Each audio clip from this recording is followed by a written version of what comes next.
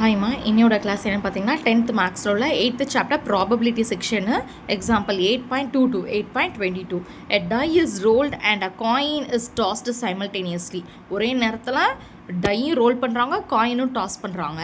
இப்படி டாஸ் பண்ணும்போதும் ரோல் பண்ணும்போதும் எனக்கு என்ன கிடைக்குதுன்னா find the probability that the die shows and odd number. Die வந்து ஆட் நம்பர் காட்டணுமா, அதே மாதிரி காயின் வந்து ஹெட் வரணுமா. இப்படி வரும்போது எனக்கு ப்ராபபிலிட்டி என்னன்னு சொல்லி ஃபைன் பண்ணுங்க அப்படின்னு சொல்லியிருக்காங்க. ஃபஸ்ட்டு சொல்யூஷன் போயிருக்கலாம்.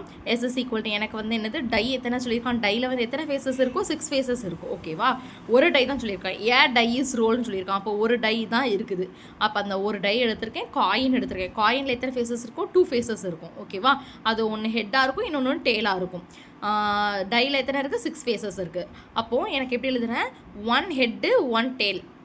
காயினையும் இதையும் இது டையும் மிக்ஸ் சேர்த்து எழுதுறேன். அப்போது 1 head 1 tail, 2 head 2 tail, 3 head 3 tail, 4 head 4 tail, 5 head 5 tail, 6 head 6 டெய்ல்னு எடுத்து எழுதியிருக்கேன். அப்போ total number of sample space எவ்வளோ இருக்குது, 12.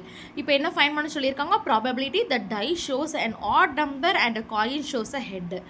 ஆட் நம்பர் சொல்லியிருக்காங்க. ஆட் நம்பர்ஸில் என்னது 1 3 5 7 9 11 இப்படி வரும்.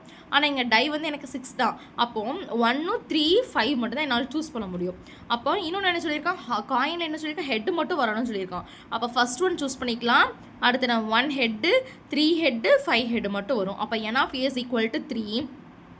அப்போ probability of a which is equal to n of a divided by n of a which is equal to 3/12 which is equal to 1/4. நான் இதை டேரெக்டாக கேன்சல் பண்ணிக்கலாம். 1 3 3 4 3 12ன்னு வந்துடும். மெயினாக நிறைய பேர் என்ன செய்வாங்கன்னா இந்த ஃபார்முலாவே எழுதுறதில்ல, டேரெக்டாகவே போட்டுறாங்க. அந்த மாதிரி பண்ணக்கூடாது. கண்டிப்பாக ஃபார்முலா எழுதணும். ஃபார்முலா எழுதலைன்னா மார்க் கம்மியாயிரும். ஓகே பாப்பா, ட்ரை பண்ணி பாருங்கள்.